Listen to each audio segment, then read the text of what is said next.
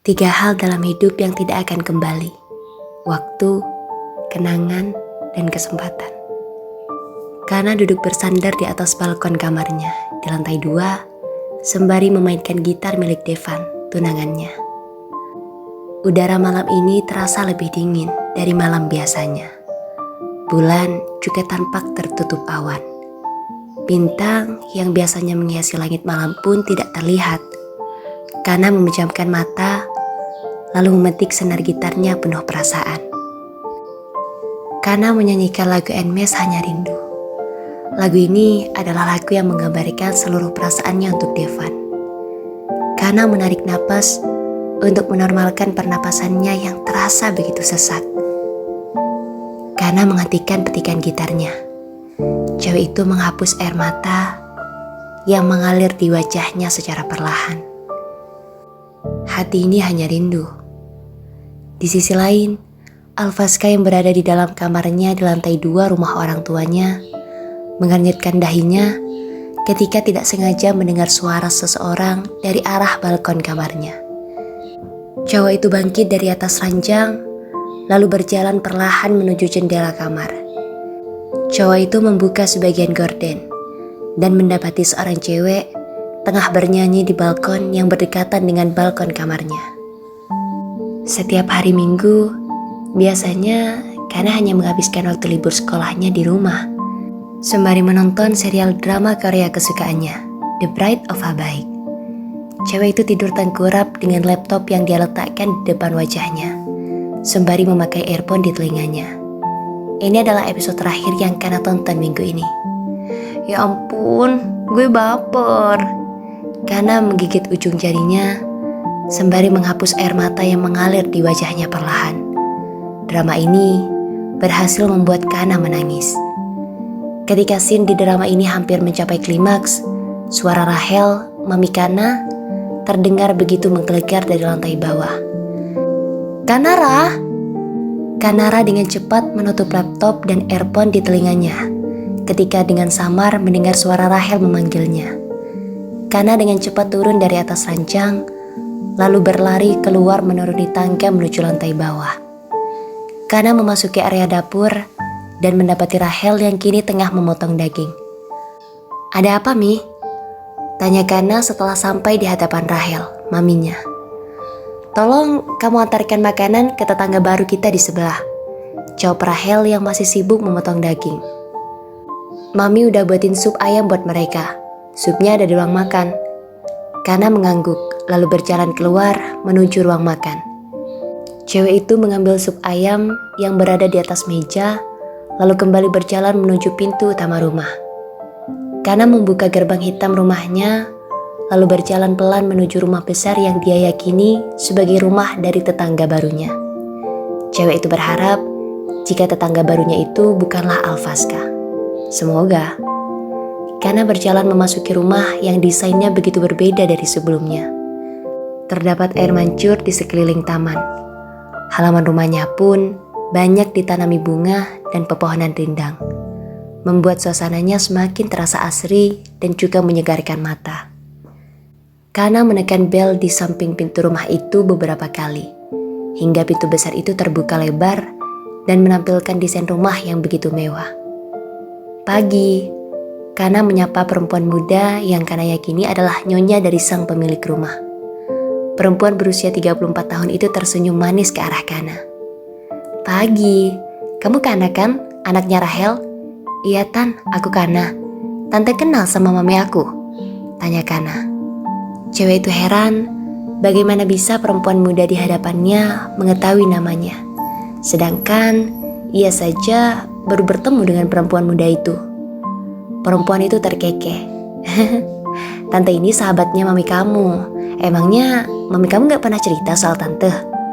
"Hehe, enggak Tan," Kana berkata jujur. "Emang nama tante siapa?" "Nama tante Zila." Kana mengangguk. "Salam kenal ya Tante Zila." Cewek itu tersenyum manis. "Ya ampun, kamu manis banget kalau senyum. Ada langsung pipinya juga. Mirip banget sama anak tante. Dia juga punya langsung pipi kayak kamu." Zila memuji Kana. Perempuan muda itu merangkul bahu Kana, lalu mengajak cewek itu masuk ke dalam ruang tamu rumah. Tante, aku kesini mau ngasih ini buat tante. Ini dari mami aku. Kana meletakkan sup ayam yang dia bawa di atas meja di depan sofa. Wah, makasih ya. Ternyata mami kamu ingat sama makanan kesukaan tante. Kana mengangguk. Ya udah Tan, aku mau pulang dulu, takut dicariin papi. Kok cepet banget sih? Kamu main di sini dulu aja, temenin tante ngobrol. Di sini nggak ada orang loh. Masa kamu tega sih ninggalin tante sendirian? Zila cemberut. Kana tersenyum kaku. Ya udah, aku temenin tante ngobrol. Setelahnya, Zila dan Kana duduk bersisian di atas sofa.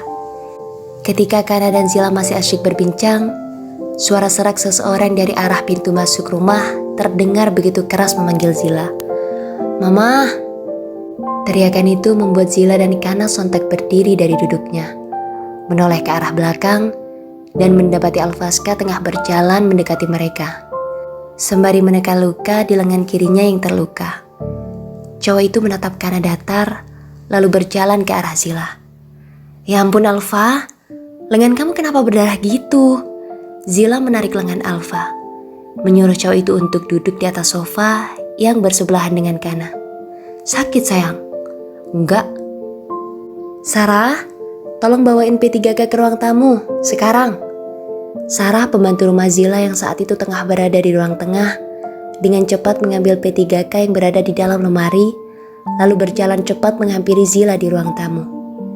Setelah memberikan P3K itu pada Zila, perempuan muda berumur 24 tahun itu langsung kembali ke ruang tengah untuk kembali pada kegiatan awalnya, menyapu lantai. Ketika Zila hendak mengobati luka di lengan kiri Alfaska, cowok itu dengan cepat menahan lengan Zila untuk tidak mengobati lengannya yang terluka.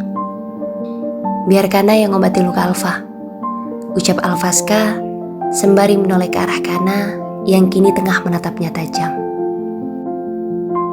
Jika tidak benar, jangan lakukan itu. Jika itu tidak benar, jangan katakan itu. Biar Kana yang ngobatin luka Alfa, ucap Alfaska sembari menoleh ke arah Kana yang kini tengah menatapnya tajam. Zila mengangguk paham. Ya udah, mau balik ke kamar aja kalau gitu. Zila beralih menatap Kana. Kana, tolong obatin lukanya Alfa ya. Kana bergumam, masih menatap Alfaska tajam. Jika saja Zila tidak ada di sana, sudah dapat dipastikan jika Kana sudah membanting tubuh Alfaska begitu kuat, hingga membuat tulang punggung cowok itu retak. Biarkan saja. Lagi pula, sudah lama juga Kana tidak pernah membanting orang. Zila tersenyum, sembari mengelus lembut surai Alfaska penuh sayang. Setelah itu, Zila mulai melangkah pergi meninggalkan Kana berdua dengan Alfaska di ruang tamu rumah. Maksud lo apa? Lo sengaja kan nyuruh-nyuruhku? Alfaska membekap mulut Kana dengan tangan kanannya, agar cewek di sebelahnya berhenti berbicara. Bawel. Kana menepis tangan Alfaska yang membekap mulutnya kasar. Gue banting lo. Gue cium lo, balas Alfaska. Cowok itu menyandarkan kepalanya di sandaran sofa, sembari menaikkan salah satu alisnya, menatap Kana yang terlihat salah tingkah. Kenapa lo? Salting. Kana menggigit bibir dalamnya sembari menggelangkan kepalanya samar. Oh, enggak kok. Siapa juga yang Alfa? Teriakan seseorang dari arah pintu masuk ruangan memotong ucapan Kana. Alfaska dan Kana sontak menoleh ke arah sumber suara dan mendapati Quinza sedang berlari ke arah mereka. Ya ampun Alfa, tangan kamu kenapa? Kenapa bisa luka kayak gitu sih? Quinza dengan cepat mengambil tempat duduk di tengah-tengah Alfaska dan Kana. Cewek itu terlihat begitu khawatir saat tadi melihat lengan Alfaska terluka. Kana menggeser tubuhnya ketika Quinza duduk di tengah-tengah dia dan Alfaska. Jatuh, jawab Alfaska menjawab pertanyaan Quinza. Cowok itu membiarkan Quinza mengobati lukanya. Tatapan Alfaska beralih pada Kana, yang terlihat tengah memainkan jari-jarinya sembari menggigit bibir bawahnya kesal. Lo pulang aja. Kana menoleh menatap Alfaska sembari menaikkan salah satu alisnya bingung. Jadi, cowok itu mengusirnya. Oh, oke. Hening beberapa detik. Kenapa belum pergi? Tanya Alfaska saat Kana belum juga bergeming dari tempat duduknya. Gue cuma mau bilang, tahu nggak? Hati gue sakit saat lo nyuruh gue pergi dan ninggalin lo berdua bareng cewek lain.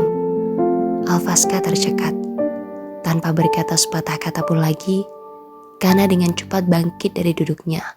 Berlari keluar dari rumah Alfaska dengan perasaan yang sulit untuk dijelaskan. Meninggalkan Alfaska dan Quinza berdua di ruang tamu rumah. Kana berhenti melangkah ketika sudah sampai di depan pagar rumah orang tuanya. Cewek itu menyandarkan tubuhnya di tembok samping pagar sambil mengusap wajahnya dengan telapak tangannya kesal. Ah, kenapa sih gue? Entah kenapa, Kana merasa tidak suka ketika melihat Alfaska dekat dengan Quinza. Di sisi lain, Alzaska yang baru saja turun dari lantai atas seketika menolehkan tatapannya ke arah Alfaska dan Quinza yang berada di ruang tamu rumah. Pintu ruangan itu terbuka lebar, sehingga membuat Alzaska bisa dengan jelas melihat keduanya. Cowok itu tersenyum miris. Quinza aja bisa deket sama lo, kenapa gue enggak? Di lubuk hati terdalam seorang Alzaska Aldebaran, dia ingin sekali dekat dengan Alfaska, saudara kembarnya. Dia ingin diperhatikan layaknya seorang adik oleh kakaknya. Dia ingin Alfaska menganggapnya sebagai saudara. Peluk gue meskipun lo terpaksa ngelakuin itu, Alzaska bergumam parau. Sore ini Kana memutuskan untuk pergi ke makam Devan ditemani oleh Gara, sahabatnya sekaligus sahabat dari Devan. Kedua remaja itu berhenti di sebuah hutan pohon pinus. Udaranya sangat sejuk. Pepohonan besar nan tinggi ada di sekelilingnya. Kana dan Gara berjalan menuju pagar hitam, lalu membukanya perlahan. Gara menarik tangan Kana menuju pemakaman Devan. Kedua remaja itu duduk berjongkok di hadapan makam Devano Alexa. Kana mengusap lembut batu nisan bertuliskan nama tunangannya, Devan. Gue kangen, Dev. Gara memejamkan mata menahan sesak yang tiba-tiba saja menyerang dadanya. Cowok itu merindukan Devan. Gara kangen sama Devan. Gara juga kangen ketika Devan marahin Gara. Gara-gara Gara jailin Devan waktu kita bakar-bakaran di rumah Kana. Gara juga kangen ketika Devan pukul Gara. Gara-gara Gara pukulin Kana. Ucap Gara sembari menunduk dalam. Begitu banyak kenangan yang sudah dilalui Gara dengan Devan. Ketika kecil, Devan seringkali melindungi Gara dan Kana dari gangguan anak nakal di sekolahnya. Bahkan, ketika Gara dan Kana mendapatkan pembulian di sekolah, Devanlah yang selalu berada di garis depan untuk melindungi keduanya. Devan merupakan sosok sahabat sejati yang dimiliki Gara dan Kana. Bahkan, ketika Devan meninggal, cowok itu meninggal di pelukan mereka. Pelukan terakhir yang mereka lakukan sebagai sahabat. Mengingat hal itu, membuat hati Gara dan Kana terasa begitu sakit. Gue gak tahu harus ngomong apa lagi, Dev. Hati gue sakit. Dada gue sesak setiap kali inget lo. Kana terkekeh miris. Lo inget gak? Waktu gue hampir mati ketabrak mobil di acara pensi 2 tahun lalu. Kalau nggak ada lo, mungkin sekarang kita udah satu dunia, Dev. Karena masih sangat jelas mengingat kejadian di mana dirinya hampir kehilangan nyawa. Jika saja Devan terlambat 1 detik mendorongnya ke arah trotoar jalan. Karena yang saat itu tengah menyeberang jalan tidak menyadari jika sebuah mobil melaju dengan kecepatan tinggi dari arah kiri. Devan yang saat itu baru saja keluar dari gerbang sekolah masih mengenakan seragam basket dengan nomor punggung 15 dengan cepat berlari ke arah Kana dan langsung mendorong tubuh gadisnya ke trotoar jalan, menyebabkan tubuhnya tertabrak dan terpental beberapa meter ke tengah jalan. Kana mencium batu nisan berwarna abu-abu milik orang yang begitu berarti dalam hidupnya, Devano Alexa. I love you, baby Dave. I love you too, baby Ra.